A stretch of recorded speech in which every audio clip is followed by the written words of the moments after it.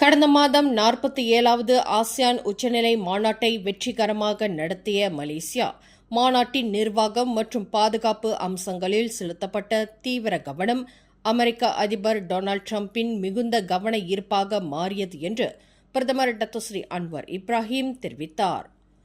Donald டிரம்புடன் தாம் நேரடி சந்திப்பு நடத்தியபோது பாதுகாப்பு அம்சங்களில் மலேசியா, குறிப்பாக பாதுகாப்பு படையினர் கொண்டிருந்த திறனை அங்கீகரித்ததுடன் தமது பாராட்டையும் தெரிவித்துக் கொண்டார் என்று பிரதமர் குறிப்பிட்டார்.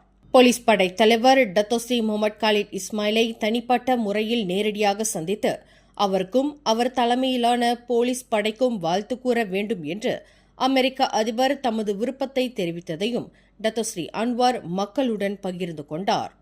இன்று சைபர்ஜியாவில் ஐசி டிசைன் பார்க் 2 மலேசிய மென்பொருள் அறிமுக விழாவில் உரையாற்றுகையில் டத்தோஸ்ரீ அன்வார் மேற்கண்டவாறு தெரிவித்தார். மேலும் செய்திகளை தெரிந்து கொள்ள கீழே இருக்கும் பெல் பட்டனை அழுத்துங்கள்.